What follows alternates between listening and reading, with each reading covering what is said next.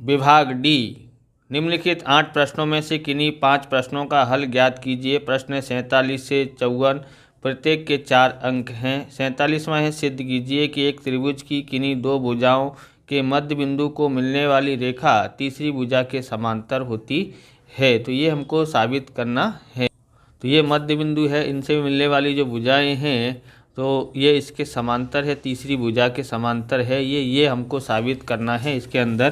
प्रश्न नंबर हमारा 47वां है, बराबर। तो यहाँ पर लिखते हैं माना कि ए बी का मध्य बिंदु P तथा ए सी का मध्य बिंदु Q है। ओके, इसलिए AP बराबर, जो AP है ना यहाँ से यहाँ तक, इसके बराबर में ये वाली भुजा यानी कि AP बराबर में AP बराबर PB तथा यानी यहाँ से यहाँ तक ये वाली भुजा बराबर ये वाली भुजा यानी AQ बराबर QC। ओके, AQ बराबर QC होती है। इसी प्रकार से हम लोग लिखते हैं कि AB बट्टे में PB बराबर कितना होता है 1 तथा इसी तरह से AQ बट्टे में QC बराबर हम लोग 1 मान लेते हैं। इसलिए यहाँ क्या था, AP था। ओके, AP बट्टे में PB, AP है यहाँ पर। ओके, AP बराबर PB यानी ये लेना है बराबर में, क्योंकि दोनों के मान में हमने 1 लिए इसलिए इसके बराबर में ये हो सकता है AQ बट्टे में QC। ओके, ये दोनों बराबर हैं तो ये दोनों भी बराबर होंगे। ओके, इस प्रकार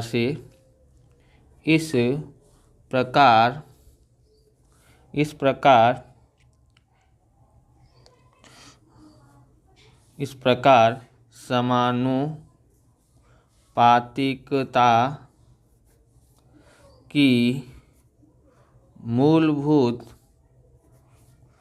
प्रमेय की विलोम यानी थेल्स की विलोम प्रमेय के अनुसार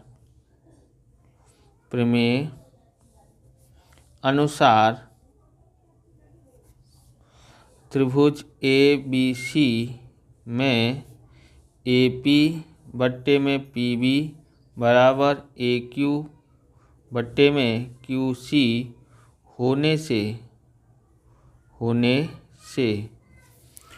PQ समांतर BC है। PQ समांतर क्या है, BC है। ओके, अब हम लोग आगे देखते हैं 48वां क्वेश्चन। 48वां है, यदि कोई रेखा त्रिभुज की 2 भुजाओं के बराबर अनुपात में विभाजित करे तो वह रेखा तीसरी भुजा के समांतर होती है। तीसरी भुजा के समांतर होती है, ऐसा साबित करना है। ये जो प्रमेय है 6.2 प्रमेय है, थेल्स की विलोम प्रमेय, थेल्स की प्रमेय मोस्ट इम्पोर्टेंट है। 48वां क्वेश्चन है, बराबर इसको देखते हैं कि त्रिभुज ABC में DE भुजाओं AB और AC को क्रमशः D और E पर इस प्रकार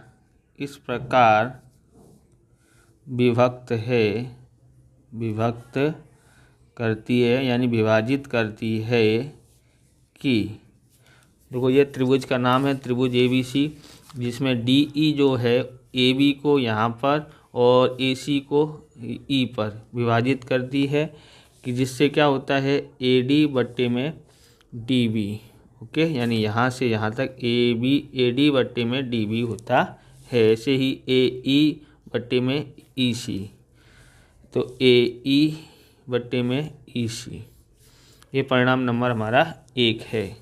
ये हमको क्या है, दिया हुआ है, ऐसा लिख देना, दिया है, बराबर। और ये हमको सिद्ध करना है, तो यहाँ लिखते हैं सिद्ध करना है। क्या सिद्ध करना है? DE समांतर BC, DE समांतर BC है। अब यहाँ पर देखते हैं उपपत्ति, उपपत्ति यानी हमको क्या करना है, ये भुजा के समांतर ये भुजाएं हैं। उपपत्ति में देखते हैं माना DE डैश, ये डैश का निशान है, पूरक बोल सकते हैं हिंदी में, या इसका मतलब DE नहीं ऐसे भी बोल सकते हैं, BC। ओके, थेल्स प्रमेय से, बराबर ये है हमने DE है, बराबर किसके समांतर है? BC के समांतर है। तो हम लोग क्या लिखेंगे अब इसके सेम टू सेम, AD बट्टे में DB। ओके, बराबर। अब हमको ये E नहीं ध्यान रखना है, E डैश ध्यान रखना है। तो AE डैश बट्टे में E डैश C, बराबर। यहाँ पर क्या है, डैश लगा दिया है, वही है सेम टू सेम। ये परिणाम नंबर 2 आया है। ओके, यहाँ लिखते हैं समीकरण नंबर 2, 1 और 2 पर से, या परिणाम बोलो या समीकरण बोलो। तो जैसे हम लोग दोनों को, ये पीछे वाला को दोनों लिख देते हैं, क्योंकि ये दोनों जगह पे लिखा है, तो इसलिए ये दोनों बराबर होते हैं। तो AE बट्टे में EC बराबर AE डैश बट्टे में E डैश C। ओके, हो गया ये। अब यहाँ क्या है, AE बराबर AE डैश हो गया। मतलब इसका मतलब क्या हो गया, AE बराबर AE डैश होता है। शुरुआत में हमने माना था, शुरुआत में हमने क्या माना था, माना कि DE डैश समांतर BC, हमने यहाँ पर माना था ना, DE डैश समांतर BC है। अतः DE समांतर BC हो सकता है, क्योंकि ये दोनों जो रेखाएं हैं, ये समझ लो, ये हमने ऐसे ही लिखा है सामान्य के लिए, ये संपाती रेखाएं, मतलब एक ही बिंदु पे हैं, आपको दिखाई दे इसलिए अलग अलग जगह पर लिखे हुए हैं, बराबर। क्यों अलग अलग लिखे हुए हैं? क्योंकि एक जगह पर लिखते तो आप E को नहीं पहचान पाते, E डैश को नहीं पहचान पाते। संपाती रेखा मतलब होती हैं एक ही जैसी रेखा, एक ही बिंदु पर आई हुई रेखाएं। तो इस तरह से हमने साबित कर लिया है, बराबर। अब हम लोग क्वेश्चन आगे देखते हैं। तो यहाँ पर है क्वेश्चन नंबर हमारे पास 49 में, 2 क्रमागत विषम धनात्मक पूर्णांक ज्ञात कीजिए जिनके वर्गों का योग 290 है। 49वां क्वेश्चन है हमारे पास। यहाँ पर माना कि प्रथम विषम धनात्मक संख्या बराबर x, दूसरी विषम धनात्मक संख्या बराबर x प्लस कितना होगा 2। अब आप समझेंगे प्लस 2 क्यों किया, 1 क्यों नहीं किया? तो आप देखें, मान लो कि पहली विषम संख्या 1 है। विषम संख्या कहाँ से होती है? जो 2 के पहाड़े में नहीं आती। तो 1, 3, 5, 7 होता है ना। दूसरी होती है कितनी? 3। तो 1 में कितना जोड़ेंगे? तो 3 है, तो 2 का अंतर है, इसलिए 2 प्लस किया हुआ है, बराबर। अब उनके वर्गों का योग, उनके वर्गों का योग बराबर 290। उनके वर्गों का योग कितना है? 290 है। ओके, इसलिए हमने 290 यहाँ लिखा है।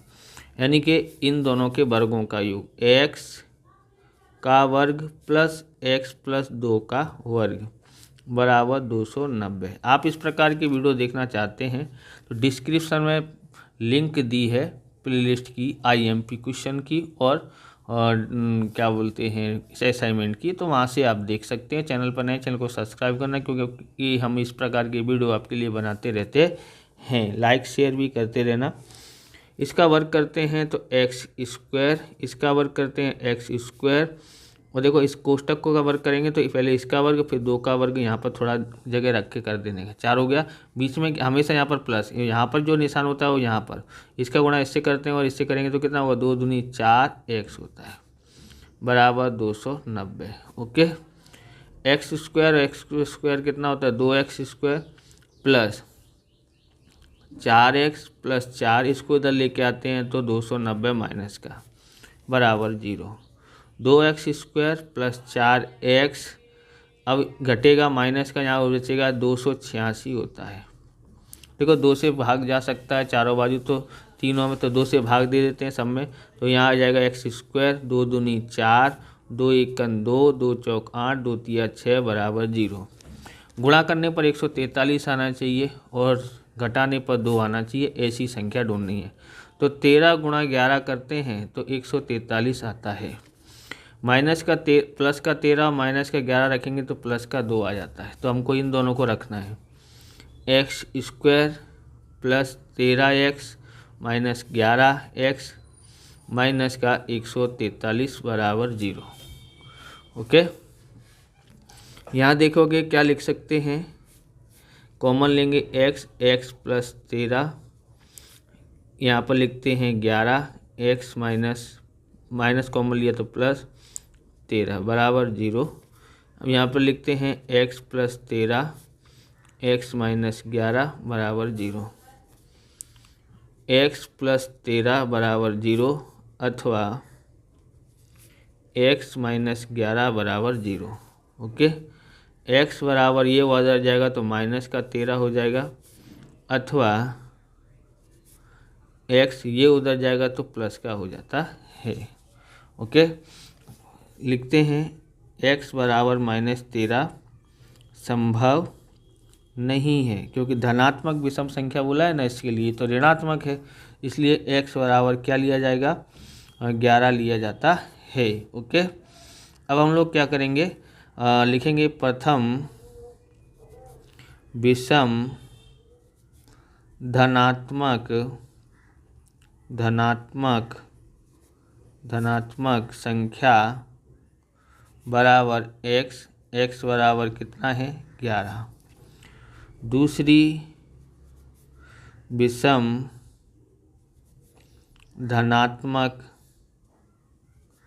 संख्या बराबर क्या है, x प्लस 2 है, तो x 11 है और प्लस 2 बराबर कितना हो जाता है, 13 हो जाता है। तो दोनों संख्या हमने ज्ञात कर ली हैं। आगे देखते हैं 50वां देखते हैं, AP के प्रथम और अंतिम पद क्रमशः 17, 350 हैं। यदि सार्वअंतर 9 है तो इनके कितने पद हैं और इनका योग क्या होगा।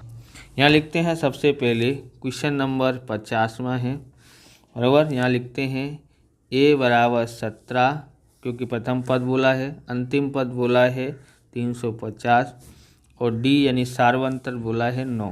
तो सबसे पहले हमको an ज्ञात करेंगे, जिससे संख्या होगी n बराबर प्राप्त होगा। तो an का सूत्र क्या होता है, a प्लस n माइनस 1 गुणा d। अब यहाँ पर देखेंगे ये तो 350 है। ओके, an ये a बराबर 17 है प्लस n हमको पता नहीं है और d बराबर मालूम है 9। 350 ये इधर आएगा तो माइनस का हो जाता है, यहाँ n माइनस 1 गुणा 9, इसमें से इसको घटाते हैं तो कितना बचेगा, 333 बचता है। ये गुणा में है, इधर आ जाएगा भाग में, तो यहाँ n माइनस 1 बचा। ओके, अब यहाँ पर देखेंगे भाग देते हैं तो कितना होता है, 9 तिया 27, कितना बचा 6, 9 सत्ते 63 बराबर n माइनस 1। 37 ये इधर आएगा 1 तो प्लस का हो जाएगा, इसलिए n बराबर कितना आता है, 38 आता है। n बराबर कितना आया है, 38 आया है। अब Sn का सूत्र लगाते हैं। Sn का सूत्र क्या है, n/2 a प्लस an अथवा l। n बराबर कितना है, 38/2, a बराबर कितना था 17, an कितना था 350। ओके, 2 से भाग देते हैं तो 19, यहाँ देखते हैं कितना हो जाता है, जोड़ते हैं तो जैसे गुणा का निशान लगा दो, जोड़ते हैं तो 367 होता है। अब गुणा करते हैं। 19 सत्ते 133 की 3 हासिल आई 13, 19 छिक्का 114, 114 और 13 जोड़ते हैं 127, 127 की 7 हासिल आई 12, 19 एक 19 ये 57, 57 और 12 जोड़ते हैं तो 69 होता है, यानी 69। तो ये हमारा SN आया है। ओके, इस प्रकार से ये वीडियो पूरा होता है। अगर आपको हमारा वीडियो अच्छा लगे तो लाइक करें, शेयर करें, कमेंट करें, चैनल पर नए चैनल को सब्सक्राइब करें। मिलते हैं नेक्स्ट वीडियो में। जय हिंद, जय भारत, वंदे मातरम।